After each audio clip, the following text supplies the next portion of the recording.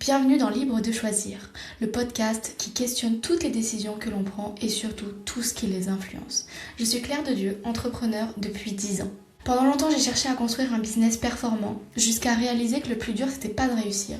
Le plus dur, c'est de réussir sans s'éloigner de soi. Parce qu'entre les tu devrais, les il faut, la peur, les conseils, le regard des autres, il est parfois difficile de savoir ce qu'on veut vraiment. Alors ici, on parle de business, bien sûr, mais surtout de liberté, d'ambition, de réussite, de choix de vie et de tous les repères qui nous permettent de construire un business au service de notre vie et pas l'inverse. Seul ou avec mes invités, je t'emmène explorer une autre façon d'entreprendre. Une façon plus consciente, plus alignée, mais surtout plus libre. Parce que n'oublie pas, tu es libre de choisir. Alors aujourd'hui, j'ai le plaisir de recevoir Laurence Cordonnier. Laurence vient de Belgique, on va l'entendre. Elle est coach, formatrice de coach et accompagne également des dirigeants et des comités de direction lorsqu'ils traversent des blocages humains, des périodes de doute ou des transformations importantes. Depuis plusieurs années, elle forme aussi des coachs à sa propre méthode, une touche de joie. Le nom n'est absolument pas un hasard, on y reviendra. Et c'est une approche qu'elle a développée au fil de son parcours qui lui ressemble profondément. Mais ce qui m'a donné envie de l'inviter aujourd'hui, c'est pas nécessairement ce qu'elle fait, mais c'est le chemin qu'elle a parcouru pour en arriver là.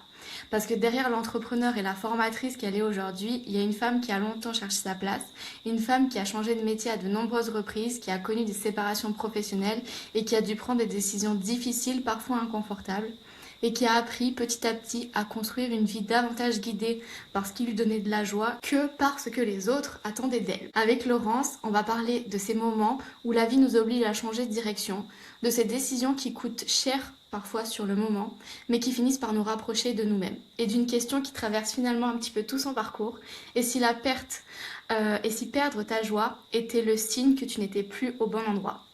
Bienvenue Laurence, je suis vraiment ravie de t'accueillir dans ce podcast Libre de choisir. Merci à toi Claire, ça me fait très plaisir que tu aies pensé à m'inviter. Avec grand plaisir, ça m'a semblé assez naturel finalement, j'ai pensé à toi très rapidement. Ma première question, c'est vraiment d'essayer de retracer un petit peu la personne que tu étais au début, avant d'être la personne que tu es là. Alors pas forcément il y a quelques mois, mais il y a vraiment de nombreuses années. Donc la personne qui finalement que tu étais avant toutes les décisions qui ont changé ta vie. Est-ce que tu peux essayer de nous dresser un peu le portrait? Alors ça dépend à quelle époque tu veux remonter, mais je vais dire que quand j'étais enfant, 6 à 12 ans, et même plus, peut-être vers 15. J'avais tendance à être assez effacée, être quelqu'un qui n'avait pas spécialement confiance, qui avait l'impression d'être très invisible. Alors que dans l'absolu, j'étais de base, par nature, pas invisible. J'étais la seule indienne de mon village. Mais tu vois, je Oui. me sentais très insignifiante et très invisible. Alors ça ne veut pas dire qu'aujourd'hui, j'ai l'impression d'être quelqu'un de très signifiant. Mais en tout cas, à l'époque, j'avais l'impression d'être fade et hautement inintéressante. Et c'est vrai que quand je suis devenue jeune adulte, j'ai eu la chance de faire des études qui m'ont emmenée dans une découverte de la fête et de la liberté et de plein de choses qui m'ont transformée à ce moment-là. Et à ce moment-là, c'est pas que j'avais l'impression d'être visible ou pas, mais en tout cas, je me suis révélée. Je dois dire que moi, c'est vraiment la période des études supérieures qui m'a permis de me révéler. Donc voilà, je sais pas, ça te donne une tranche de temps Oui, qui remonte quand même à il y a plus de 25 ans, il faut quand même le dire. oui, Euh, ça on n'est pas obligé de le préciser, mais voilà, mais Mais du coup, parce que du coup, tu m'as dit que tu n'avais pas forcément apprécié ton enfance. Donc, c'est vraiment par rapport à ça. Tu as des choses à creuser par rapport à ça, des choses à dire. ouais, en fait, ce que j'appréciais pas particulièrement, c'est d'avoir à la fois cette sensation d'être invisible et puis une sensation d'être différente. Tu vois, je viens d'un milieu où ma maman avait choisi de pas travailler, ce qui n'était pas tellement la norme des mamans des autres. Et donc, j'avais un peu l'impression d'être, comment dire, très protégée, tout le temps très protégée. Et donc, du coup, je voyais les autres profiter d'une forme de liberté euh, de- en participant à des trucs ensemble, en vivant des expériences un peu sympas. Alors que moi, j'avais vraiment cette impression d'être très. Alors que c'est une impression parce que c'est pas vrai. J'allais au cours de sport, c'était pas chez moi. J'allais à la danse, c'était pas chez moi. J'allais à la natation, c'était pas chez moi. Mais néanmoins, tu sais, pour donner un exemple, le coiffeur venait à la maison, le prof de musique venait à la maison. Tu vois, donc Ok. on avait un peu cette impression que tout venait à nous et qu'on restait un peu en vase clos. Après, il faut se rappeler, et je m'en suis rappelé récemment, que l'histoire de Julie et Mélissa, tu as peut-être entendu parler de cette histoire-là, Marc Dutroux, qui est un pédophile qui est quand même très très connu en Belgique. Alors, c'est pas une gloire d'être connu en tant que pédophile, mais c'est-à-dire que j'avais je pense 12 ans quand Julie et Mélissa ont été enlevés. Et ça a fait un énorme traumatisme collectif, en tout cas en Belgique, dans la société. Bon, allez, son meilleur pote, ça devait être Fourniret, quoi, tu vois, donc pour te donner une échelle de gravité. Et donc en soi, j'ai compris aujourd'hui pourquoi j'avais été autant protégée pendant mon enfance, mais à ce moment-là, je ne le comprenais pas. Alors que finalement, c'est une histoire qu'on a vécue en direct et qui, pour les Belges en tout cas, reste une histoire comme si c'était hier, quoi. Tu vois, j'ai l'impression que le laps de temps, on était en 94, je crois, tu vois, je me souviens qu'on était en 94. C'était au mois d'août, le 24 août, si je me rappelle bien. Tu vois, donc tu vois, il y a des faits marquants comme ça, qui datent d'il y a super longtemps. Bah, à l'époque, j'avais 12 ans. Et donc, du coup, forcément, tu as l'impression pendant ton enfance d'être très protégée. C'est aussi lié à un contexte. Maintenant, je m'en rends compte. Oui, tu t'en rends compte du coup avec le recul, mais il n'y a pas forcément eu des mots qui ont été mis dessus. Ça n'a pas forcément été expliqué les raisons un petit peu.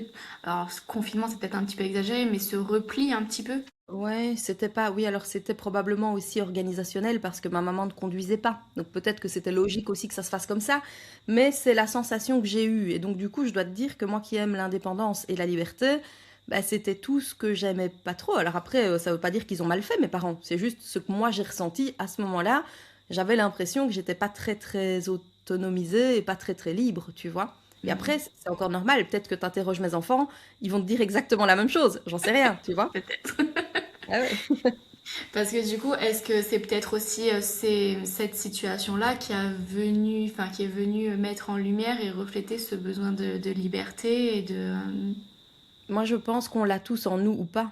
Tu vois, ça, je crois pas qu'on. Enfin, je pense qu'il y a des éléments qui nous déterminent. Enfin, voilà, on vit des choses qui font qu'on réagit à ces choses, parfois consciemment, parfois inconsciemment. Maintenant, ce que j'observe aussi, c'est qu'à éducation égale, tu peux avoir des enfants qui se comportent pas du tout pareil et qui n'ont pas forcément les mêmes besoins. Donc, je sais pas trop si on peut définir ça comme ça, mais peut-être. Ok. Et du coup, tu m'avais partagé aussi que tu avais changé à de nombreuses reprises de métier. Mhm. Qu'est-ce que, qu'est-ce que tu as fait comme métier et qu'est-ce qui a expliqué tous ces changements? Alors, je dirais que j'ai pas tant changé de métier que ça, c'est plutôt changé d'employeur. Donc, j'ai changé, ouais, tu vois, donc j'ai beaucoup changé d'employeur. Et en fait, ce qu'il y a, c'est que quand j'étais jeune adulte, quand j'ai eu fini mes études, j'avais cette croyance que j'ai toujours, d'ailleurs, elle est toujours là, qu'on est tous des pages blanches à tout moment de notre vie. Et donc, si la page que tu es en train d'écrire avec ton employeur, même que ça fait 6 mois ou que ça fasse 6 ans, on s'en fout en fait, si la page que tu es en train d'écrire, elle t'arrange pas, bah écris une autre, tu vois. Et donc du coup, comme je suis animée par cette croyance et par la perception aussi que tout est juste, donc à un moment donné, bah tu changes, c'est juste, tu t'emmerdes à nouveau, tu changes, c'est juste, bah voilà. Je suis animée par ça. Je le vois plutôt comme la vie et une norme finalement dans mon histoire à moi que de se dire si ça te convient pas, bah tu bouges, tu peux pas changer les autres. Et à l'époque, j'avais pas nécessairement compris que je pouvais me changer moi-même et que peut-être qu'en me changeant moi-même, j'allais trouver ça très satisfaisant les situations dans lesquelles j'étais, tu vois. Ouais. Mais du coup, j'ai pris comment dire, j'ai pris ma vie en main. Je me suis jamais vraiment laissée être, euh, comment dire, influencée par des événements externes sans réagir, tu vois. Alors soit que tu les acceptes et t'es bien comme ça, soit que tu les acceptes pas. Ben, mon levier à ce moment-là, c'était de bouger, donc c'est ce que j'ai fait. Oui, du coup, tu finalement, t'as changé au moment où c'était possible, ce que tu avais la capacité de changer, donc pas toi, mais C'est la ça. situation extérieure. Mais tu sais, Claire, au début, je savais pas qu'on pouvait se changer soi, tu vois. Bah oui, en même temps, c'est pas forcément. Enfin, j'ai l'impression que c'est quand même quelque chose qui est. Alors, c'est devenu tout à fait normal pour notre génération et enfin, c'est quelque chose dont on parle énormément. Mais j'ai pas l'impression que c'était quelque chose de très répandu avant dans Non, le sujet non, dont non. tu parlais. Non, non, clairement. Et même les sujets liés à la santé mentale au sens large, si tu allais voir Mm. un psy, c'est que tu étais cinglé, quoi. Tu vois, il n'y Oui, avait pas de, il y avait pas de normes par rapport à ça à l'époque. le raccourci était assez rapide, ouais. Ouais, hein. Du coup, donc ça c'est un petit peu la situation dans laquelle tu étais, enfin je veux dire la personne que tu étais à ce moment-là. Qu'est-ce qui a fait qu'à un moment donné, il y a eu un doute, une faille qui est venue s'installer dedans et qui a provoqué ensuite le changement qui est arrivé après? Mais en fait, j'ai eu de la chance parce que dans mon dernier emploi salarié, mon directeur, je suis restée 5 ans là-bas. Mon directeur un jour m'a dit: Laurence, mais tu as l'âme d'être une entrepreneuse, toi. Et je l'avais engueulé, j'avais dit: mais oui, Michel, si je savais ce que je veux faire, je le ferais. Et en fait, je ne savais pas trop bien ce que je pouvais vendre en réalité. Et j'avais pas compris que le talent que tu as, enfin le talent, les capacités que tu as sont des choses qui sont tout à fait achetables. Bon, ça dépend des capacités évidemment que tu as. Moi, j'ai une capacité à apprécier aller au resto. Le guide Michelin m'a jamais contacté, tu vois. Mais dans Dommage. mes autres talents, tu vois, ben oui, mais je le dis en public comme ça peut-être, on ne sait pas. Mais dans mes autres talents, c'est clair que je me rendais pas bien compte. Et alors en fait, quand ce même Michel un jour m'a convoqué dans son bureau pour me donner une promotion qui nécessitait de rompre mon CDI dans une institution publique, donc quand même faut y aller pour rompre un CDI, et le transformer temporairement en un CDD de 6 mois, genre je suis pas complètement abrutie. Je comprends qu'il s'agit d'un licenciement, mais en même temps on me l'emballe bien. On me l'emballe avec un poste prestigieux, ce qui était vrai, c'était vraiment prestigieux ce qu'on me proposait, mais l'inconvénient du prestige, c'était que on doit changer la nature de ton contrat. Mais je suis pas encore une fois complètement conne, j'ai compris. Et en fait, à ce moment-là, j'ai l'opportunité d'avoir une porte de sortie avec 6 mois de salaire. Alors, il y avait un contexte épuisement, harcèlement, machin bazar, peu importe, c'est la manière dont je le percevais à l'époque. Mais il y a eu tout un contexte qui a fait que j'ai pu partir avec 6 mois de salaire payé non presté. Et le même jour, le matin même où Michel a cette conversation avec moi, le matin même, j'ai eu au téléphone un monsieur qui s'appelle Rodolphe, qui est décédé aujourd'hui, mais qui a été un de mes mentors. Rodolphe, le matin même, me dit: Laurence, viens travailler avec moi. Il y a une place qui t'attend dans mon bureau. Lance-toi comme indépendante, hein. Et moi, je lui dis: mais Rodolphe, j'ai peur de ne pas avoir de clients. Et il me dit: peur? Oui, enfin bon, dans mon bureau, il y a une peau de vache au sol, c'est décoré un peu vintage, tu t'amuserais sûrement bien. Mais genre, il balaye ma peur d'un revers de la main, limite, il relève même pas que j'ai dit peur. C'est comme si je lui avais dit: ah zut, il y a une mouche qui m'embête, une mouche. Et puis voilà, et puis il continue sa discussion. Et je me dis, mais si quelqu'un qui travaille dans un métier similaire au mien trouve ça tellement chelou que j'ai dit peur, ou tellement anecdotique, comme tiens, il y a une mouche qui passe, bah, et qu'il me raconte ça, bah, c'est que je dois pas avoir peur. Et donc, du coup, quand on m'a annoncé ma promotion qui nécessitait de rompre mon CDI, machin, bah, en fait, j'ai souri. Je me suis dit, c'est bon, quoi, l'univers m'a envoyé tous les signes nécessaires. Et en fait, je me suis lancée à ce moment-là. Donc, c'est ça le moment qui a été le déclic. Ok. Donc c'était finalement, bon, c'était pas comme ça que tu l'as perçu, mais ça restait une opportunité quelque part. Et du coup, tu es resté dans la même, le même sujet que ce que tu faisais ou tu as entrepris pour faire autre chose? Ouais, alors moi j'ai entrepris au départ pour faire de la consultance en marketing pour des entreprises et des entrepreneurs qui avaient besoin de refaire leur site internet, qui avaient besoin d'écrire leurs textes, de travailler mieux leurs réseaux sociaux, de prendre la parole en public. Tu vois, j'ai commencé par accompagner toute une série d'entrepreneurs et d'entreprises sur ces sujets-là. Souvent, c'était des sujets assez brefs, j'ai envie de dire, parce que ça, ce sont des choses qui vont relativement vite. Et puis, j'ai eu une petite équipe avec une petite agence marketing où on faisait principalement des réseaux sociaux, on faisait principalement de la production de contenu, Ok. et toujours des sites internet, etc. Ça, c'était au tout début. Et en parallèle, je me formais déjà, en fait, Michel, l'histoire qui remonte là, je me formais déjà au coaching à ce moment-là. J'étais d'ailleurs déjà formée, je crois. Tu Ok. vois? Donc, Ok. Et donc du coup, cette agence marketing, tu l'as créée comment? Enfin, au départ, c'était plus ou moins moi, j'ai envie de te dire. Je l'ai créé comment? Un peu au fil d'opportunités sans trop être intentionnel. Tu vois, au début, j'avais pas compris qu'on pouvait être intentionnel. Je faisais les choses parce qu'elles arrivaient, qu'elles étaient faciles, que c'était marrant, tu vois. Et puis à un moment donné, tu te rends compte que tu peux être intentionnel. Et donc j'ai eu en parallèle des activités marketing et de coaching pendant tout un temps. Je dois bien avouer que c'est quand même l'agence marketing que j'avais créée qui a sponsorisé mon développement en tant que coach. Et puis, ben voilà, à un moment donné, il y a 2 ans, un peu plus de 2 ans, mon mari a eu un gros problème de santé. Il travaillait avec moi. Et au moment où il est à l'hôpital dans le coma, tu te dis, qu'est-ce qu'on fout des sites internet? Je suis pas technicienne, moi je sais pas les reprendre. Et donc du coup, bah, j'ai pris la décision d'arrêter l'agence à ce moment-là. Alors je l'ai pas prise de la meilleure des manières parce que j'aurais peut-être pu revendre la clientèle, j'aurais peut-être pu transmettre la boîte. Je l'ai pas fait. J'ai juste arrêté, j'ai prévenu les clients, je leur ai trouvé une solution et puis on s'est arrêté comme ça, tu vois. Et on ok. a licencié les quelques personnes qui restaient encore avec nous dans l'agence à ce moment-là. Ok. Elle était clairement en recul, enfin pas en recul, mais je veux dire, elle était stable. Mais à côté de ça, les activités de coaching n'étaient pas stables. Les activités de coaching étaient en train de grandir. Et alors au début, c'était comme ça. l'agence marketing, le coaching. Puis au moment où j'ai pris la décision, c'était un peu comme ça, tu vois. Et donc voilà. Et après, on l'a fait disparaître, tu vois. Alors, tu as laissé plus de place Exact, pour le coaching. exact. Parce que du coup, dans le questionnaire que tu as rempli pour préparer cet épisode, tu me disais que justement l'agence marketing, tu l'avais créée parce que ton comptable t'avait conseillé de faire du récurrent. Ouais. C'est plutôt l'idée, c'est que je l'ai créé en faisant des projets qui m'amusent, c'est-à-dire des projets brefs, des projets où tu provoques des déclics rapides, où tu aides les gens de manière efficace, ce qui est exactement ce qu'on fait aujourd'hui en coaching. Et donc ça, c'était ce qui m'animait beaucoup. Avoir des missions courtes, nombreuses, varier les missions, avoir plusieurs clients à la fois, etc. Ça, c'est ce que j'aimais. Et en fait, effectivement, mon comptable, mais tu sais, t'es jeune entrepreneur, tu te poses pas la question, tu écoutes les gens qui ont de l'expérience. Et du coup, tu fais confiance à ce qu'on te raconte. Tu sais, c'est quand même ton comptable, il maîtrise les chiffres, il a vu d'autres clients, enfin bref, donc tu lui fais confiance. Et en fait, mon comptable, il me dit, ah, dans ton business, il n'y a pas de récurrent, hein. Il n'y a pas de récurrent. Il faudrait réussir à créer du récurrent.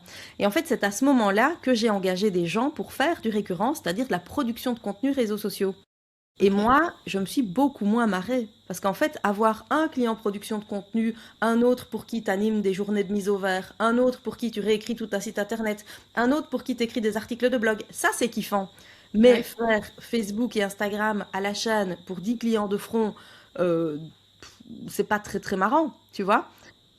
Eh ben ouais, enfin, en tout cas pour moi. Enfin, alors il y a des gens que ça amuse certainement beaucoup et tant mieux pour eux, mais moi j'aimais tellement cette diversité. Et alors du coup, j'ai réduit la diversité de ce que je faisais pour faire plus que plus ou moins un truc, la production de contenu. J'ai délégué cette production de contenu, donc j'y touchais même plus. Et finalement, ce qui moi m'excitait un peu, me faisait marrer, j'avais plus trop le temps de le faire puisque je devais gérer une équipe. Ouais, C'était pas c'est très ça. malin, tu vois.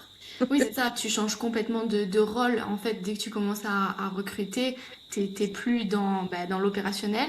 Donc, des fois, des choses que tu apprécies, tu es vraiment dans la gestion d'équipe et c'est effectivement un rôle complètement différent. Du coup, à quel moment vraiment tu penses que tu as commencé à sentir que tu t'éloignais justement de ce qui te faisait vibrer, de ce qui t'animait? Alors je dirais que ça a été, je sais pas décrire un moment. Je sais pas décrire un moment. Tout ce que je sais, c'est que j'ai toujours mal recruté. On va d'ailleurs utiliser le vrai mot, toujours. Mal recruté parce que je recrutais en mode je suis sous l'eau. Aidez-moi, je suis sous l'eau. Et donc Hmm. c'est pas que j'étais pas très regardante, mais c'est que je mettais pas non plus mes standards très hauts. C'est-à-dire que j'étais pas bonne en management. Alors c'est le comble hein, parce que j'ai quand même un diplôme de management général et international. Et aujourd'hui, je donne des formations au management. Et une de mes entreprises, c'est une société de consultance en management. Mais mon Dieu, qu'est-ce que j'ai dû apprendre. Mais donc du coup, en l'occurrence, ce truc où tu recrutes quand tu es sous l'eau, tu recrutes à l'émotion, tu recrutes à l'opportunité, tu vois. En fait, il y en a chez qui ça marche, mais chez moi, ça marche juste pas. Et alors, comme j'étais pas un bon manager à l'époque, il n'y avait pas de cadre non plus pour les personnes. En fait, ce que je cherchais, je pense, c'est des personnes autonomes. Mais si elles sont autonomes, elles sont Eh indépendantes, ben elles oui, ont leur boîte. elles ont Bah leur ouais, propre business du coup. bah oui, Tu je parlais m'en rendais d'une pas mouche tout compte. à l'heure qui embête, Oui, il y a une mouche oui, qui mais je embête. vois qu'il y a une mouche. Mais je vais faire comme Rodolphe, je vais te dire ah Ben bon, voilà. une mouche. Et puis on va continuer notre conversation, tu vois? Ouais, très bien. Le hasard fait qu'il y a une Oui, mouche, c'est effectivement. drôle, c'est trop drôle. J'adore. Bon, du coup, la mouche m'a perturbée. Mais oui, donc du coup, donc là, on voit que tu as commencé à t'éloigner de ce qui te faisait vibrer. Et donc, à quel moment t'as vraiment... Enfin oui, c'était au moment où ton mari avait Ouais, des ouais, problèmes c'est de à ce santé. moment-là que je me suis dit vivre, c'est maintenant. Mm. C'est donc pas quand je serai pensionnée, c'est genre aujourd'hui. Et donc, on a vraiment changé complètement notre mindset à ce moment-là, notre manière de faire, notre manière de vivre. Alors, je dis pas que je travaille pas de trop encore. C'est vrai que je travaille de trop par rapport au fait que j'aimerais dormir plus, tu vois. Tout ce que je fais est Je vois pas absolument de quoi tu parles. passionnant. Ah ouais, ouais, ouais, mais tout ce que je fais est absolument passionnant et des séries que je regarde aussi d'ailleurs, tu vois. Mais néanmoins, voilà, on a quand même changé beaucoup. Et donc, on n'a plus du tout de cette agence marketing, comme je te disais. Mon mari n'a plus jamais mis les pieds au bureau. Donc, du Ok. jour au lendemain, enfin, du jour au lendemain, en même temps, il a été à l'hôpital un certain temps. Mais je veux dire, quand bien même, il est plus jamais retourné. On a déménagé, changé de bureau. Enfin, tu vois, on a vraiment changé beaucoup de choses. Et alors, lui, maintenant, il s'occupe beaucoup de la famille, des enfants, de tout ce qui peut être fait sans urgence de temps. C'est-à-dire, il faut créer une page sur le site web, bah, il n'est pas obligé de le faire pour hier, quoi. Il peut le faire Ah oui, après-demain, c'est ça ça. marche aussi, quoi, tu vois. Ok. Donc il travaille toujours, mais d'une manière beaucoup plus cool, où il peut avoir, en fait, il vit, tous les jours, il vit. Alors après, il fait beaucoup de lessive, mais à côté de ça, il vit, tu vois. Entre la lessive, la page web et les horaires des enfants, eh bien, il a le temps de vivre et d'aller jouer au golf, tu vois. Donc voilà. Ça va, c'est pas mal. Ouais. Et donc du coup, le choix, il a été un peu soudain, un peu forcé. Est-ce qu'il y a eu des choses qui avaient commencé à se mettre en place doucement ou vraiment c'est cet événement-là qui a fait la bascule et qui a entraîné tout le reste? Je pense que fondamentalement, je le savais et ça se mettait déjà en place doucement parce qu'on avait commencé à éliminer toute une série de contrats qu'on avait, notamment avec les indépendants. Ça faisait quelques mois que c'était latent, que ça me demandait trop d'énergie, que quand je me reconnectais à pourquoi je fais ce que je fais, c'est-à-dire contribuer à un monde plus beau et plus juste où chacun trouve sa place dans le respect de l'humain et de la nature, ben, je me rendais compte que j'avais une urgence à transmettre les outils de coaching que j'utilise aussi. Et que si je mets du temps à, je sais pas moi, m'occuper des réseaux sociaux d'un traiteur, ce que j'adore, en fait je les adore, moi mes clients je les adorais, ben je mets pas du temps à transmettre des outils qui peuvent changer des vies à tour de bras.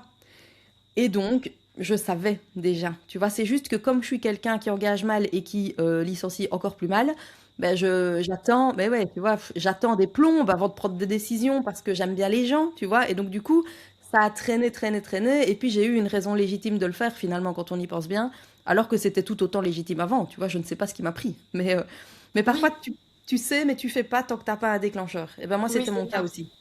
C'est ça, je crois que c'est très vrai ce que tu dis dans le sens où des fois tu ressens les choses au fond de toi, tu sais qu'il va falloir que ça arrive, mais tu sais pas comment tu vas t'y prendre pour emmener la situation, pour dire ce que tu as annoncé, parce que des fois ça vient confronter un petit peu pas mal de choses, une réalité qui implique aussi d'autres gens et qui est parfois Ouais. toujours, Moi, je toujours... dirais qu'il y avait aussi toujours là l'espèce de FOMO, quoi. Et si quand même c'était chouette, tu vois? Alors qu'en fait, c'était pas chouette. Mais tu vois, quand c'est sur soi, t'as un peu du mal à le voir. Et puis, comme tu dis, quand ça implique des gens, c'est compliqué. Mais tu vois, là, récemment, j'ai pris la décision de changer de bureau pour la genre sixième fois en 6 ans. J'ai l'impression de reproduire le schéma. Donc, je me fais coacher hein, quand même, parce que je me dis, punaise, c'est encore un changement de bureau, tu vois. Mais là, ça a été beaucoup plus rapide parce que je le sentais que je voulais plus y être. Je le savais, je le sentais. C'est juste que j'avais la flemme de changer encore une fois, c'était juste insupportable. Mais comme je suis entourée de coachs, évidemment, ils me laissent rien passer.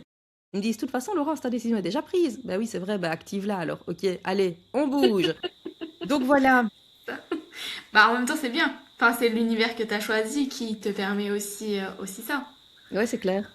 Et donc du coup, c'est à ce moment-là que tu crées ta méthode de Non, coaching. non, alors j'ai créé ma méthode de coaching en 2000, 2000, je pense. 17, là, je crée vraiment quelque chose de cool parce que je me suis formée à la systémique, à tout ce qui touche aux constellations familiales, à tout ce qui touche à l'inconscient, à plein, plein, plein d'outils dans ce domaine-là. Et je me suis rendu compte qu'il y en a qui sont très efficaces mais très longs à utiliser ou très complexes, qu'il y en a qui sont très efficaces et très rapides sur les mêmes sujets. Et en fait, à un moment donné, tu te dis, ah, pour résoudre un manque de confiance en soi, bah, ce chemin qui prend 10 minutes, j'aime mieux que celui-là qui prend 2 ans, tu vois. Et donc, à un moment donné, en ayant appris et expérimenté plein de trucs, bah, tu gardes un best-of. Et donc, depuis 2017, je dirais que j'ai la méthode Une touche de joie qui est entre mes mains. Elle n'est pas brandée comme ça, évidemment, à l'époque, puisqu'Une touche de joie n'a une existence que depuis, à mon avis, 2019-2020, 2020, je pense. Mais avant, j'étais indépendante. Mais bref, la structure de la méthode, elle existe. Et alors le truc, c'est que je change des vies, évidemment, puisque je coach des gens. Et mes clientes me demandent, Laurence, ce que tu as fait avec moi, là, que soudain, je me sens plus jamais seule. Ce truc-là qui me bloquait avec l'argent, bah, je suis plus bloquée. Hein. Enfin, tu vois, ils commencent à me dire, je veux apprendre ça. Et donc, c'est Hmm. parce qu'on m'a un peu poussée à le faire, parce qu'évidemment, j'avais la flemme. Il allait falloir que j'écrive un syllabus, tu vois, si jamais je devais transmettre. Et alors, il faut savoir, au cas où tu te poses la question, toi aussi, de transmettre un truc, c'est que j'ai pas eu besoin d'un syllabus pour commencer à transmettre. J'ai transmis avec 20 pages dégueulasses d'Word, tout à l'oral, comme ça. Et les gens, ils avaient qu'à noter. Je notais même rien sur un tableau. Et dans ces élèves-là, il y en a qui ont réussi, et il y en a qui sont maintenant coach et tout ça. Et puis alors, entre-temps, j'ai créé mes syllabus, tu vois. Donc, j'ai créé des choses qui sont quand même un peu consistantes. Mais au départ, c'était 20 pages dégueulasses dans Word. Hein. Donc, En même temps, c'est bien parce que tu vois, ça rappelle aussi le fait que, en fait, on commence tous quelque part et peu importe l'ampleur que ça a, à un moment donné, l'important c'est de commencer aussi. exact. Et ça, c'est important comme message. Parce qu'on attend souvent que tout soit prêt. Donc déjà, quand tu veux vendre une formation, ben, vends-la et puis prépare-la. Hein. Je veux dire, ne fais pas d'abord je la prépare et puis je la vendrai quand elle sera prête. Non, non, non, non. Si Clairement. tu es compétent, tu sais très bien ce que tu vas mettre dedans, donc concentre-toi, tu feras ton syllabus après. Donc, euh, donc voilà. Mais c'est vrai que quand je vois maintenant tout ce qu'il y a dans notre formation, mais tout quoi, le soin qu'on y a mis, les espaces de formation, le matériel qu'on donne, tout ce qui est brandé aussi aujourd'hui, quand je me remets à 2019, je me dis punaise quoi, j'étais quand même. Mais les gens m'ont fait confiance, hein, cela dit. Bah oui, Mais mais du coup, ça veut dire que le fond était là. Alors la forme peut-être moins, mais en tout cas, le fond, le contenu, la transmission était là. Et du coup, ça veut bien dire que quelque part, en bah quoi, 7 ans, en 7 ans, il y a énormément de choses qui se sont passées, mais 7 ans, c'est l'expérience en fait. ouais, c'est ça. Et puis c'est marrant parce que tu parles en années. Et c'est vrai qu'on me pose souvent la question, ça fait combien d'années? Mais j'ai envie de dire, ça fait combien de groupes que tu as formés? Parce qu'en fait, chaque année, j'en lançais deux, trois, tu vois. Bah, deux, trois fois sept, j'ai déjà formé plus de 20 cohortes, quoi. C'est énorme quand on y pense. Plus maintenant le fait qu'il y en a en France et pas seulement en Belgique. Bah ouais, j'ai déjà formé plus de 20 groupes à une méthode. C'est limite plus parlant que de dire que ça fait 7 ans, parce que je pourrais en former qu'un par année académique. Ben non, en fait, j'en ai Clairement. formé plein, tu vois. Un par tous les 3 ans. Ouais, ouais, ouais, c'est ça. Mais ce qu'il y a, c'est que du coup, tu as chaque fois un retour d'expérience qui fait que tu t'améliores, tu t'améliores. Donc la version 20 d'un truc que tu produis, évidemment, elle est différente. Et là, la version suivante, elle est encore différente parce qu'on s'améliore en permanence. J'ai Laurie Pifero, mon associé en France, qui vient donner un morceau de la formation en Belgique. Le syllabus évolue à nouveau. Enfin, tu vois, c'est la manière dont je transmets évolue, tu vois. Donc je rajoute des choses, je change des choses. Donc, c'est passionnant. Et ça, c'est un vrai message pour les gens qui t'écoutent, c'est commence quelque part, quoi. Exactement. Et puis, enfin, tu vois, avec le recul, des fois, moi, je me rends compte que des fois, j'avais tendance à me culpabiliser de faire évoluer les choses, d'avoir l'impression, tu sais, de tourner en rond et de revenir aux mêmes choses pour au final les faire évoluer. Mais en fait, pour moi, c'est ça aussi le chemin. C'est de d'avancer, peu importe la direction. Alors oui, des fois, tu fais des petits détours, tu reviens à tes idées, mais quoi qu'il arrive, en fait, soit tu reviens avec ton idée encore plus forte, soit tu repars dans une autre direction. Enfin, quoi qu'il arrive, tu expérimentes, tu vis et tu bouges en tout cas, quoi qu'il arrive. C'est ça Ouais, c'est ça. qui est important. C'est clair. Et c'est vrai que moi, il y a un truc quand même qui m'interpelle souvent, c'est, purée, la cohorte 1, elle a eu quand même allez, moins d'opportunités de devenir excellente que la cohorte 21, quoi. Tu vois ce que je veux dire? Et en même temps, pourtant, certains le sont vraiment devenus. Donc je me dis, tant mieux, mais ils ont dû faire plus d'efforts pour devenir excellents que ceux que je forme maintenant, tu vois? C'est ça. Ben, c'est ça. Ben, tu vois, ça me fait souvent penser à quand je me suis lancée, j'ai acheté une formation bon, j'ai payé 2000 balles. Et en fait, la personne à qui j'ai acheté la formation n'a jamais délivré l'entièreté de sa formation. Bon, bref, passons, il y a eu elle a été, enfin, elle a eu un procès, enfin, peu importe. Mais bon, moi, je suis pas du tout rentrée là-dedans. Et en fait, il y a eu plusieurs types de personnes qui ont réagi face à ça. Il y a toutes les personnes qui se sont insurgées par rapport au fait qu'elle a jamais délivré sa formation et donc qui ont mis toute leur énergie dans lui faire un procès, essayer de lui faire délivrer son contenu. Il y a les gens qui ont abandonné. Et t'as des gens qui ont fait, ok, bah je prends ce qu'il y a à prendre et en fait, je continue d'avancer et je vais chercher des informations ailleurs vu que là, je les ai pas. Et c'était vraiment bah, assez, enfin, marrant, c'est pas le terme, mais de voir le fait que à un même contenu, bah, il y a des gens qui réagissent complètement différemment. Donc oui, effectivement, tu repars pas avec le même, la même valeur, la même expertise que ce que tu as délivré il y a 7 ans et aujourd'hui. Mais les gens qui sont faits pour ça vont aller chercher les informations qui leur manquent pour pouvoir atteindre ce qu'il leur faut. Oui, c'est clair. Et c'est vrai que les premières filles que j'ai formées, elles sont, pas toutes, hein, mais la plupart sont encore dans l'écosystème, tu vois, aujourd'hui. Donc c'est la preuve qu'elles n'ont pas été si mal servies que ça, je me dis. Non, c'est ça. En tout cas, c'est qu'elles trouvent quelque chose Ouais, qu'elles viennent chercher auprès de toi, ouais, auprès c'est de clair. vous finalement dans C'est l'écosystème. clair. Et qu'est-ce qui était important pour toi dans le fait de créer, de matérialiser une méthode? Je vais dire qu'au départ, c'était pas tant important pour moi. C'était important pour moi de transmettre quelque chose de consistant et d'efficace aux autres. Et j'ai seulement brandé la méthode un peu plus tard. Simplement parce que au début, c'était pas un enjeu spécialement pour moi. Puis alors à un moment donné, je me suis vraiment rendu compte, et notamment en voyageant en France, que la manière dont je travaille est très très particulière et est très peu commune. C'est-à-dire qu'on travaille comme des enquêteurs du FBI, on fait tomber les dominos le plus vite possible, les dominos principaux, confiance en soi, schéma qui se répète, truc louche que tu comprends pas trop bien, tu vois, on fait tomber ces trucs-là. Et après, bah, le fait de savoir dire non, le fait de fixer tes prix, ça devient limite anecdotique parce qu'on a fait complètement chambouler le reste.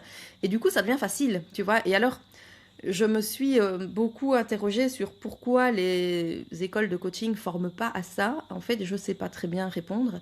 Mais je suis toujours stupéfaite, encore une fois, de me dire qu'il y a des chemins qui peuvent prendre 10 minutes ou 1 heure, et ou plusieurs fois 10 minutes, mais que parfois tu fais emprunter à ton client un chemin qui prend 4 heures et demie, alors que punaise, tu avais moyen de le torturer moins longtemps et qu'il souffre moins longtemps, quoi, tu vois. C'est ça. Et alors, parfois, le coaching classique n'est évidemment pas efficace, tu vois, style quelqu'un qui te dit oui, je prends la parole en public, oui, oui, je prépare bien mes discours, oui, oui, je suis formée au théâtre, très bien, mais j'ai quand même le cœur qui bat plus vite. Je déteste faire ça, je me sens super mal et limite, je transpire, j'ai vraiment peur de parler en public, mais je le fais. En coaching classique, t'as quand même pas des millions de leviers, quoi. Tu peux l'aider à prendre conscience de ce qui serait dangereux pour lui. Enfin, tu vois, tu peux lui poser des questions comme ça, mais c'est pas si facile que ça d'aller déconditionner ce qui se joue en coulisses. Donc voilà. Clairement. Et aujourd'hui, avec cette méthode, avec tout ce que tu as construit, est-ce que tu as l'impression que là, c'est quelque chose qui te ressemble vraiment par rapport à ce que tu veux, à ta vie, à ce qui te passionne, à ce qui te donne de la joie? Alors, d'un point de vue professionnel, je pense que oui, ça me ressemble vraiment. Ça me donne de la joie, surtout que là maintenant, il y a une touche de joie au centre. Il y a la Basic Coach Academy pour les formations coaching en France. Et puis, il y a Swerts et Cordonnier, qui est une société de consultance en management pour laquelle, donc les 3 entreprises dont je m'occupe, que j'ai, elles sont en association chaque fois avec quelqu'un. Et en fait, aujourd'hui, le fait d'avoir trouvé non pas des gens qui travaillent pour moi, mais des gens qui travaillent avec moi, ça change vraiment tout dans ma manière d'obtenir de la performance personnelle aussi. Donc ça, c'est vraiment chouette. Donc je dirais que pour l'instant, au niveau professionnel, ça ressemble exactement à ce qui me fait le plus plaisir. Donc parce que je travaille pas seule, parce que il y a des équipes à chaque fois hein, de chaque côté, j'ai envie de te dire, mais j'ai une associée ou un associé à chaque fois. Et ça, c'est cool parce que je porte plus tout toute seule. Ce que j'ai eu tendance à faire pendant longtemps, je portais beaucoup, tu vois. Et donc ça, maintenant, c'est un peu moins le cas. Maintenant, ma vie ressemble-t-elle exactement à ce que je voudrais? T'enlèves 20 heures de travail par semaine et oui, elle ressemble à ce que je veux. Voilà, il y a quand même des choses. Donc là, je suis en train de recruter une assistante parce qu'il y a quand même possiblement un levier que je peux activer maintenant qui est celui d'une meilleure délégation. J'ai essayé, hein, parce qu'avec mes équipes et tout, et j'ai eu des freelance, machin, enfin, j'ai essayé plein de choses. Aujourd'hui, je crois que c'est plus un bras droit ou une assistante stratégique qui va être utile plutôt que de vouloir déléguer une expertise au sein de l'entreprise, tu vois. Mhm. Donc je teste cette approche-là et donc je te dirai ce qu'il en est. Mais donc t'enlèves 20 heures, oui, c'est exactement ce Ah que je ouais, veux. ce serait pas mal. Ouais, mais alors, c'est assez facile hein, parce que c'est visible. Donc je veux la même chose, mais avec plus de temps pour. Et, en soi, ce que je fais n'est pas désagréable, hein, c'est pas ça. Je m'amuse beaucoup, beaucoup, beaucoup dans tout ce que je fais. C'est juste que j'aurai plus de temps pour voir des amis et faire des karaokés, tu vois? Ce serait bien aussi de profiter aussi pour faire Ouais. la lessive peut-être. Oui, bah, je pourrais faire la lessive, exactement. Mais tu sais que tout à l'heure, j'ai eu une petite fenêtre de tir de une demi-heure par-ci, une demi-heure par-là. Ben, j'ai un peu rangé et ça m'a fait plaisir d'un peu ranger, tu vois. Je me suis dit, punaise, j'ai jamais le temps de faire ça. Et j'ai vraiment rangé avec une satisfaction parce que j'ai même vidé une caisse comme ça en me disant, ah ben j'ai vidé une caisse, c'est bon, tu vois. Ça m'a fait du bien. Le travail accompli. Ouais, ouais, c'était très satisfaisant. Voilà. Je vois très bien. Et donc oui, tu vois, là, quand on voit justement, toutes ces satisfactions, le fait d'avoir quand même 3 entreprises qui fonctionnent, tu fais ce que t'aimes au quotidien. Donc ça, c'est la belle façade, la belle surface. Mais du coup, je trouve qu'on va beaucoup moins creuser qu'est-ce que ça a demandé comme choix, comme sacrifice et comme contrepartie pour arriver à là. Donc, du coup, qu'est-ce que toi, tu estimes avoir dû abandonner pour arriver à tout ça? Qu'est-ce qui t'a Mais coûté le plus cher finalement? ouais, c'est ça. Alors, je sais pas si c'est abandonner ou choisir consciemment, tu vois, j'en sais rien. Tout ce que je sais, c'est que mes belles résolutions au sport, d'y aller 2 fois par semaine ou 3 fois par semaine, bien sûr, je fais quand je peux. Donc, et quand je peux, c'est peut-être 2 fois par mois, tu vois. Mais donc, du coup, ça, c'est un truc que j'ai essayé. Je me fais rattraper toujours par par un agenda qui déborde. Après, il faut savoir que moi, j'ai commis quelques erreurs stratégiques dans les engagements et les dépenses de communication notamment. Et je me suis retrouvée à devoir travailler 2 fois plus parce que j'avais mis mon argent dans des trucs qui marchaient pas. Euh, et donc, du coup, bah, faut bien payer et les gens et tout le manque à Oui, c'est gagner, ça. tout ça. Donc, du coup, voilà, je me suis retrouvée dans des situations qui financièrement étaient un peu périlleuses par moment, à cause de ça notamment. Mais donc, du coup, à ce moment-là, entre aller faire tes 3 heures de sport ou taffer pour aller remonter ta trésor, bah, tu taffes en fait. Donc, je crois que je sais pas si c'est un sacrifice, c'est juste que quand tu es entrepreneur et que tu as construit une boîte de zéro et que tu veux que cette boîte elle fasse pas faillite, bah, tu mets les moyens pour que ça Oui, fonctionne. D'autant plus quand à l'époque j'avais des gens, maintenant je n'ai plus, enfin c'est plus pareil, c'est des indépendants qui travaillent beaucoup avec nous. Donc alors il y a quelques personnes qui sont là tout le temps, mais la plupart est quand même pas un coût structurel trop important aujourd'hui. Je dirais qu'il y a ce truc-là. Il y a aussi le fait que bah, moi je me suis pas beaucoup occupée de mes enfants. Donc, est-ce qu'il me le reproche? Pas vraiment, mais la carte de fête des mères de mon gamin, c'est maman, tu n'es jamais là, mais je pense fort à toi et je t'aime de tout mon cœur. Enfin, tu vois, ça commence par maman, tu n'es jamais là. Et en même temps, quand je suis là, ils ont quand même envie de jouer à la tablette et de faire un truc qui est pas spécialement ce que moi j'ai envie de faire. Donc, tu vois, en soi, je pense pas qu'ils aillent fondamentalement très mal, mais bon, c'est sûr que j'ai beaucoup culpabilisé quand ils étaient plus petits, quand j'étais en réseautage, quand j'étais pas là, etc. Maintenant, je culpabilise plus parce que je vois que l'équilibre de la famille est différent depuis l'accident de mon mari, là, en 2024. Je culpabilise plus parce qu'il n'a pas et son boulot et les enfants. oui, c'est ça. Alors, il a si un peu et son boulot aussi quand même, mais il a plus un boulot aussi contraignant qu'avant. Et la seule entité à laquelle ils doivent rendre des comptes, c'est sa propre boîte. Donc, en soi, il n'y a plus des clients externes pour lui. Donc, voilà. Je dirais que j'ai commencé à apprendre à jouer au golf et que je vais dû m'arrêter parce qu'à un moment donné, c'est beaucoup trop de temps aujourd'hui dans le temps que j'ai à disposition pour le moment. Donc voilà. Et puis pendant toute une période, bah, je travaille quand même le samedi. Ben là maintenant, je travaille le samedi même si je suis sortie le vendredi, tu vois. Alors Ok. qu'avant, j'allais pas sortir le vendredi. Donc c'est pour ça que je te dis que j'ai besoin d'un peu de sommeil. Mais donc je travaille quand même le samedi, mais j'arrête de me dire, tu n'invites personne parce que demain tu travailles. Punaise, en fait, j'invite et tant pis si demain je travaille et j'irai dormir avant les autres et je boirai pas d'alcool et ça ira bien. Et donc je m'organise un peu autrement. Mais c'est vrai que euh, c'est pas une croyance, c'est une réalité chez nous. C'est si tu fais rien, il se passera rien, quoi. Tu vois? Oui. Donc voilà. Mais je trouve ça intéressant, tu vois, de voir parce que, bon, on a souvent tendance à s'arrêter, à comparer aux réussites, de voir que, ah ben voilà, que t'as quand même 3 boîtes que tu développes. Enfin, tu vois, sur le papier, c'est, bah, attends, je vais te dire, c'est waouh, quoi. Mais voilà, je trouve ça important et intéressant aussi de, de remettre, de remettre aussi ce que ça demande réellement en coût, que ce soit temps, fatigue, émotionnel dans les relations, euh, voilà, comme choix en fait. Parce que oui, effectivement, c'est peut-être, ça reste des choix, mais tout le monde n'est pas prêt de les assumer non plus pour avoir cette réussite-là derrière aussi. C'est ça. Et après, ça dépend de comment t'es câblé, hein. Moi, je suis câblée pour travailler beaucoup. Et c'est aussi pour ça que je vais en vacances 5 à 6 fois par an, je pars, tu vois. Alors, je Mm. travaille aussi en vacances, mais je travaille différemment. Je travaille à 7 heures du matin jusqu'à 10 heures maximum. Euh, donc, je mets mes rendez-vous à ce moment-là. Donc, je suis plus libre, tu vois. Et puis, je retravaille 1 heure ou 2 quand il faut. Mais si je fais pas ça, je travaille 10 heures, quoi. Tu vois, si je suis chez moi et que tout le monde est occupé à vivre sa vie et qu'il se passe rien, bah, évidemment, je vais retravailler tout pareil. Donc, ça, c'est des pauses qui sont nécessaires pour moi.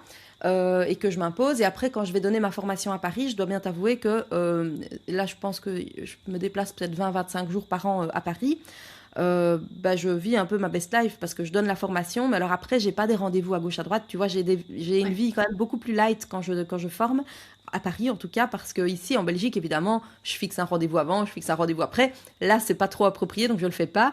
Et donc, j'ai quand même des périodes de respiration qui font que, bah oui, je travaille peut-être un peu plus le reste du temps, mais donc je suis pas vraiment à plaindre. Mais par contre, c'est vrai que enfin, dans mon secteur, tu peux pas te dire je fais rien du tout pendant un mois. Tu vois, ça Bien n'existe sûr. pas. Bah Sauf oui, si bien tu as sûr. une équipe derrière et que le système tourne tout seul, ce qui Oui. malheureusement n'a pas été mon cas malgré de nombreux essais. Ça n'a, j'ai pas pu faire ça, tu vois. Qu'est-ce que tu penses qui t'a empêché de faire ça? Bah, mon incapacité à recruter correctement, je pense, tu vois. Il y a ça, et puis alors il y a aussi une réalité chez nous, c'est que bizarrement, enfin pas bizarrement, c'est peut-être pas bizarre, mais la vente, elle dépend que de moi. J'ai eu beau essayer plein de stratagèmes différents pour qu'il y ait quelqu'un qui obtienne la confiance du client à ma place, ça n'arrive jamais. C'est toujours moi qui obtiens la confiance du client et qui fait la promesse au client que oui ou non, on peut changer sa vie. Et ça, je n'ai jamais réussi à trouver quelqu'un ou une méthode qui permette de faire que le client frappe à la porte. Bonjour, j'ai envie que vous me coachiez. Ah oui, d'accord. Enfin, tu vois, donc ça, chez nous, ça ne marche pas comme ça. Donc, En même temps, bah, c'est exactement comme le recrutement finalement. Enfin, c'est une méthode pour vendre qui est complètement différente que quand c'est toi-même qui vends ta propre méthode. Que les gens te voient communiquer sur les réseaux, qui s'attendent à t'avoir toi au téléphone et qu'en fait ils ont quelqu'un d'autre.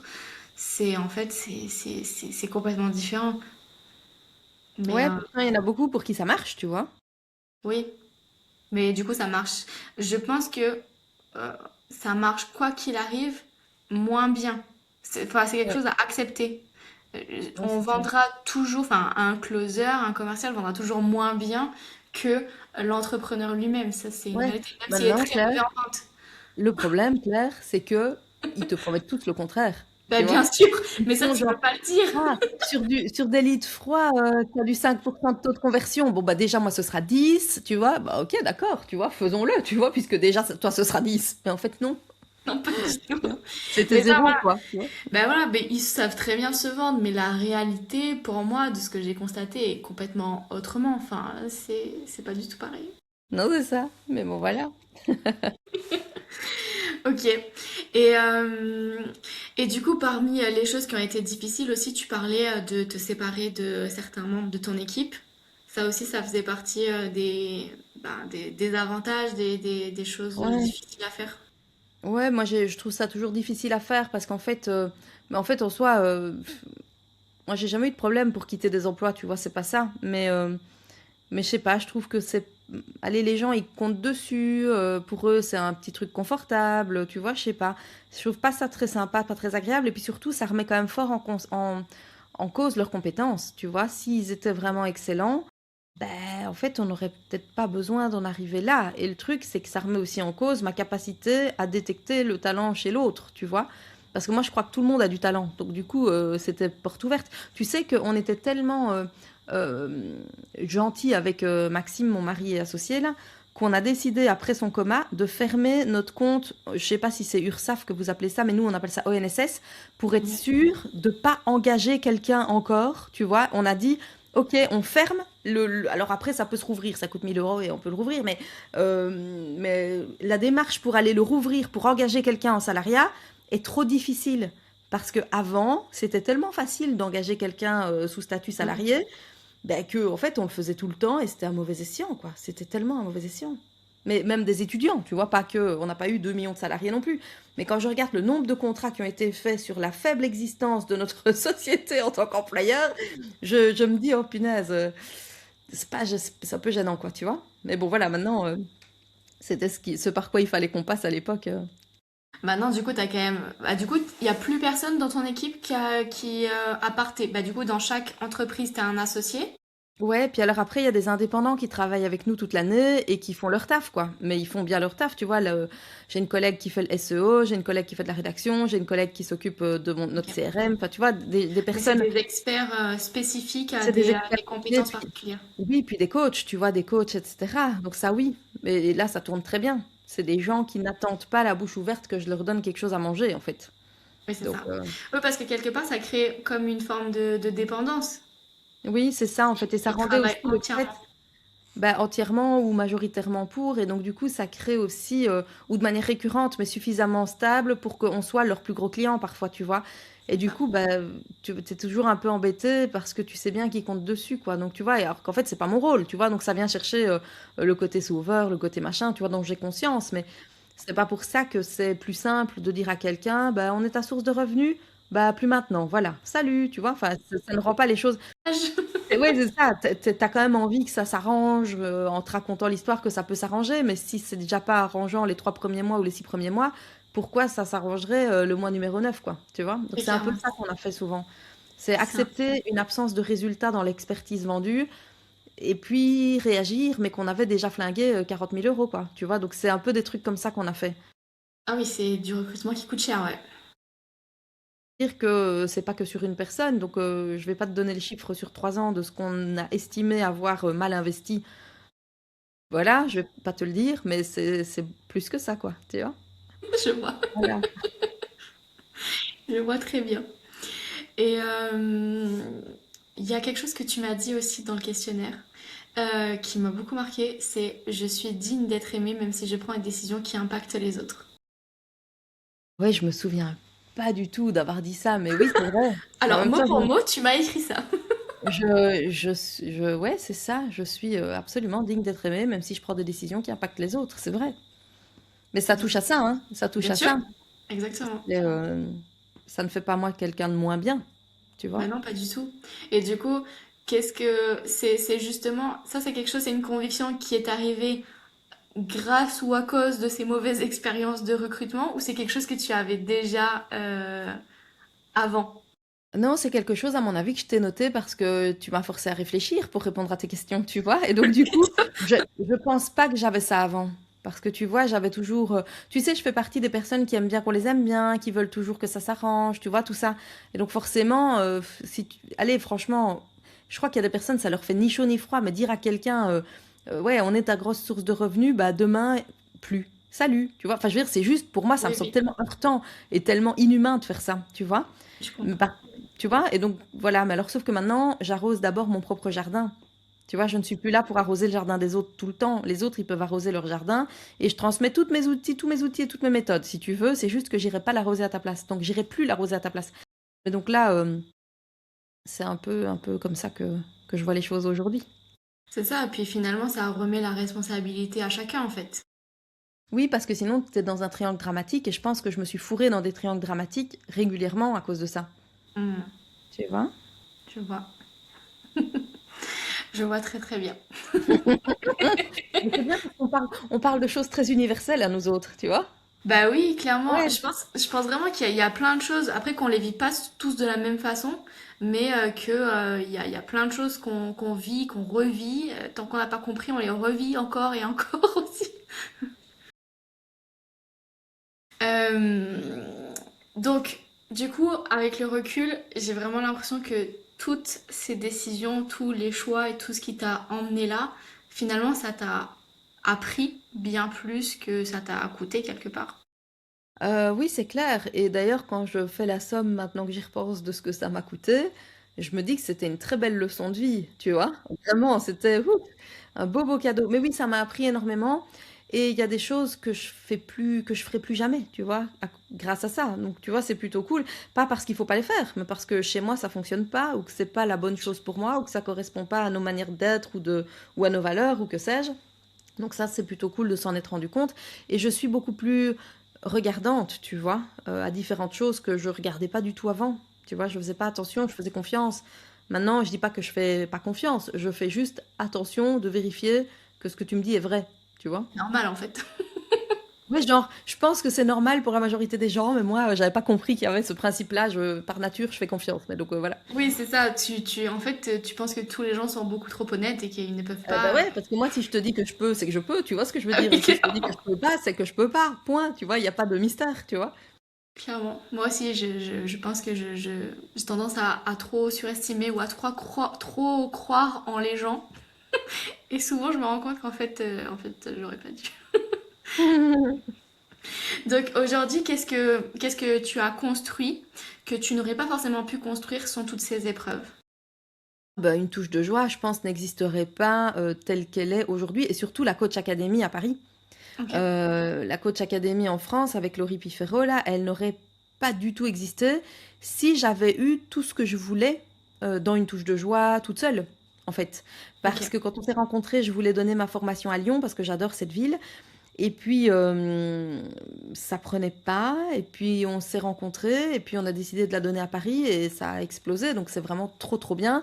Mais je m'y attendais pas. Et honnêtement, si ça avait très bien pris de mon côté toute seule comme une grande à Lyon, je me posais même pas la question de m'associer à Laurie. Jamais, tu vois.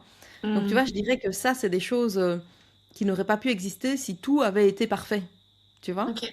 Ouais, c'est des opportunités qui sont apparues parce que il y avait un manque ou enfin en tout cas il y avait quelque chose qui se passait pas comme tu voulais. Oui, ben alors l'univers, il s'arrange pour te guider là où tu dois aller, hein, tu vois? Donc en soi, il s'est arrangé et alors c'est drôle parce que quand j'ai ressorti mon mood board de cette année-là, j'avais collé pourtant je savais que j'allais à Lyon, hein, j'avais quand même collé l'Arc de Triomphe dans le mood board à Ok, Paris, tu vois? intéressant, comme Et quoi. donc, tu vois, après je me suis dit: «Bah, il était dedans», tu vois? Bah ouais, Il fallait juste le regarder mieux. c'est ça. Donc là, je regarde le mien, je regarde, mon mood board là et je me dis: «Je vais beaucoup aller au restaurant cette année». Tu vois? Et Ouais, c'est c'est bien. pas faux et c'est pas faux. Je l'ai déjà fait quelques fois et donc du coup, voilà, il y a aussi des fleurs et des piscines. Mais voilà, enfin des piscines, de la mer, des trucs comme ça. Donc Ça va, c'est la saison, ça arrive du coup. ouais, c'est ça va venir, voilà. Qu'est-ce que tu crois aujourd'hui qui est fondamentalement différent chez toi? Qu'est-ce que je crois aujourd'hui qui est fondamentalement différent chez moi? Je crois plein de trucs. Je crois notamment qu'on peut faire un peu ce qu'on veut si on veut, tu vois? C'est-à-dire que, là, j'ai eu une idée, elle est peut-être saugrenue, mais comme j'aime bien faire des karaokés, comme j'aime bien faire du coaching, J'ai peur de ce que j'essayais tu mais vas dire. j'ai pas encore trouvé exactement ni le sujet, quoi, ni case, mais coaching, karaoching, coaching, OK, je ne sais pas, il y a un truc qui va certainement voir le jour en lien avec du karaoké et du coaching. Ok. Mais oui, mais peut-être qu'il faut que je choisisse des chansons, très problématiques comme, «Je te donne», c'est problématique, c'est un déséquilibre flagrant. Enfin, tu vois, il faut que je trouve des chansons, je sais pas, mais en tout cas, il y a peut-être quelque chose qui va voir le jour. Donc bref, en gros, la seule limite que tu t'imposes est celle de la dignité, mais sinon, tu peux faire un peu ce que tu veux. Voilà, Tout est possible, quoi. exactement, tout est possible, c'est Donc là, vraiment maintenant, ça. il faut que tu trouves un autre associé pour ouvrir une quatrième boîte, c'est ça. C'est ça, une boîte principalement orientée dans les bals musettes et les karaokés. Non, non, mais blague à part, je peux mettre du karaoké dans toutes mes autres boîtes. C'est ça qui est bien, c'est que mes associés ne sont jamais contraires.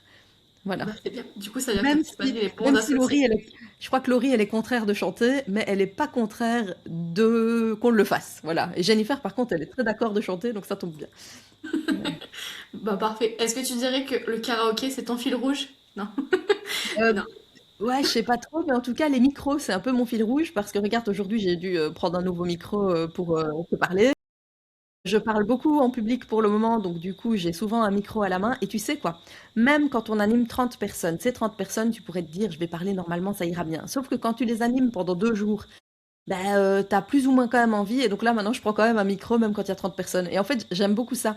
Parce que quand tu as un micro, tu dois jamais vraiment forcer sur ta voix. Tu dois juste parler dedans et les gens, ils t'écoutent. Alors que quand t'as pas de micro et que les gens parlent, Oui. tu dois faire quelque chose, quoi. Alors du C'est coup, j'ai clair. une petite sonnette, comme ça, enfin, j'ai des petits trucs qui font ting, comme ça, tu vois, qu'il y a un petit son perçant, une petite percussion, là.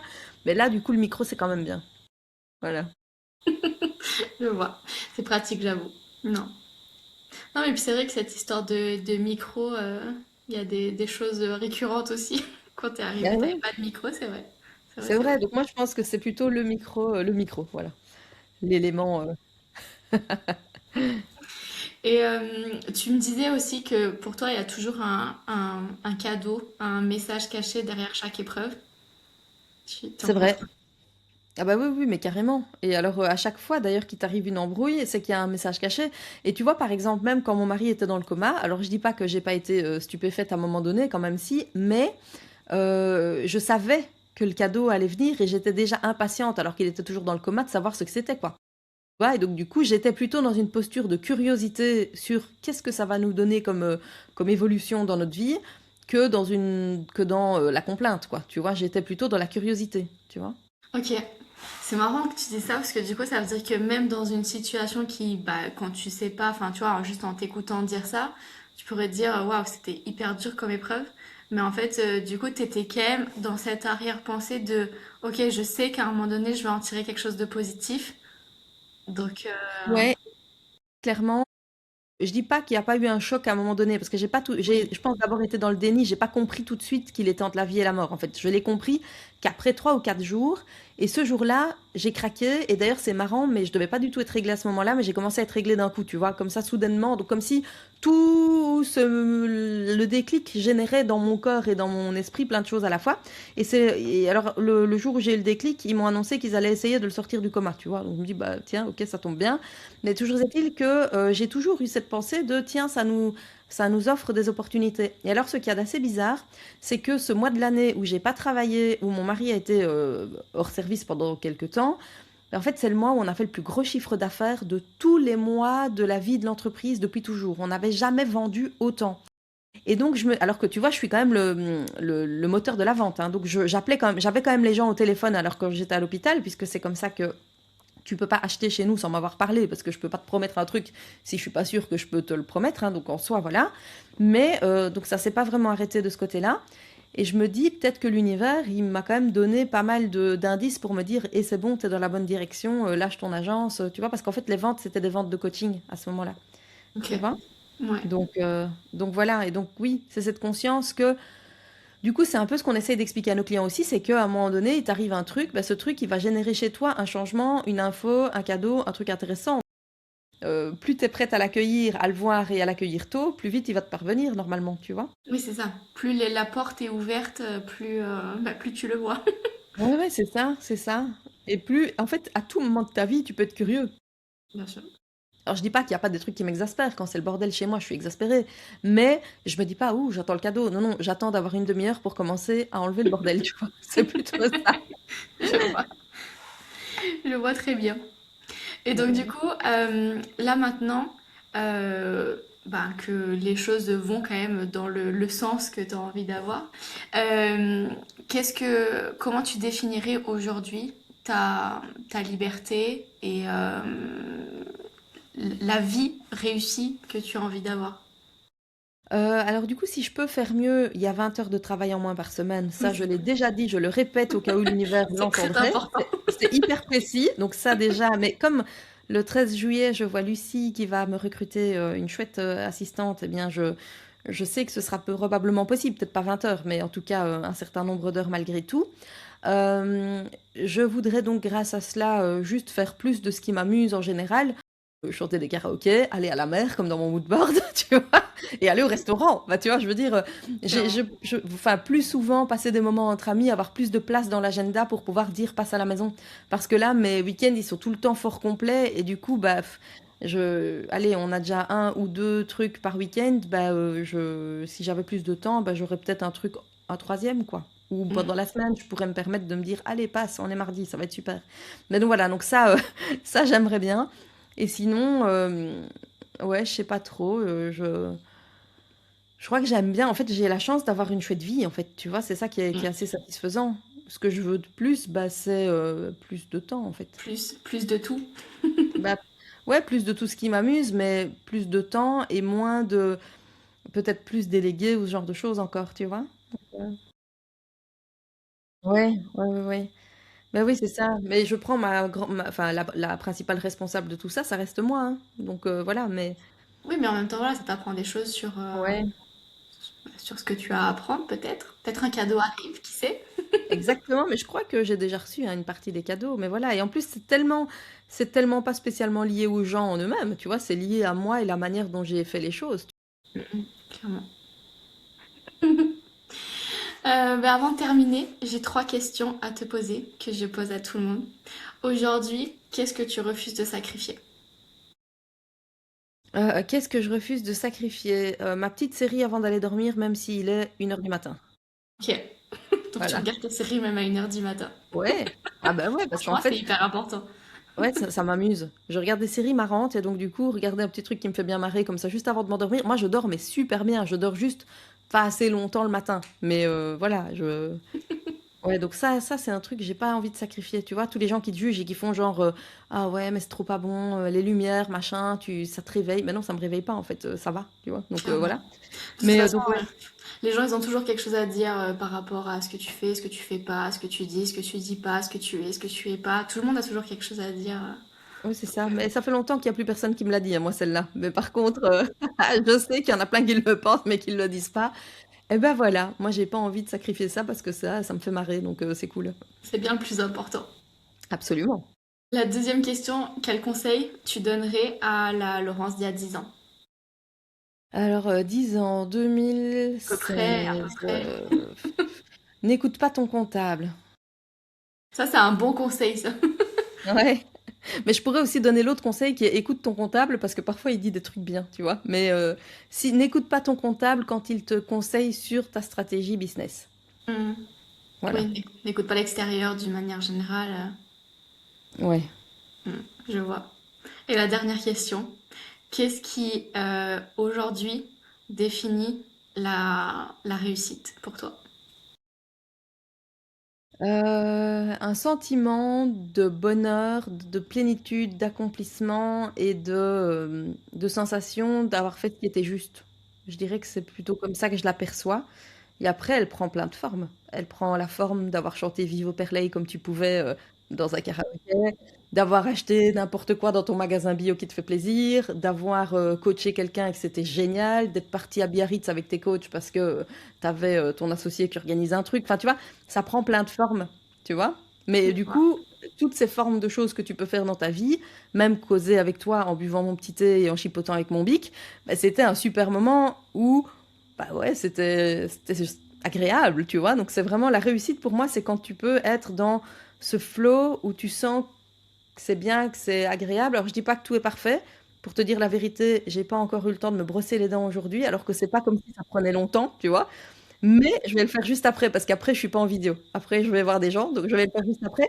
Mais il faut savoir qu'après avoir mangé, il paraît que c'est pas bon de se les laver tout de suite C'est après. vrai. C'est Et vrai. donc du coup, tu vois, j'ai pas eu une fenêtre de tir trop propice. Et donc voilà. Mais donc ouais, je sais pas. Je crois que ça va être les derniers mots que je vais prononcer, c'est que je me suis pas brossé les dents. C'est une belle conclusion, écoute. Je trouve ça très bien. Moi, j'aime bien. C'est léger, c'est honnête, c'est ce qu'on veut en Ouais. vrai. T'as pas dit que c'était frais, tu vois? C'est pas vrai, c'est vrai. En même temps, je Pas ne dit. sens pas d'ici. C'est ça. Mais voilà. Bon, en tout cas, merci beaucoup, Je Laurence. t'en prie. Ce que je retiens de notre échange, c'est qu'on passe souvent beaucoup de temps à essayer d'éviter des moments difficiles parfois. Alors que comme tu nous l'as rappelé aujourd'hui, sont parfois eux qui nous rapprochent le plus de nous-mêmes et de la vie qu'on a envie d'avoir. Alors à toutes les personnes qui vont écouter ce podcast, si vous deviez retenir qu'une seule chose de cet épisode, j'espère que ce sera celle-ci. Derrière une décision difficile, derrière une remise en question ou derrière une période inconfortable, il y a peut-être une version de toi qui attend simplement qu'on lui laisse un peu plus de place. Alors si cette conversation vous a parlé, n'hésitez pas à la partager à quelqu'un qui en a besoin.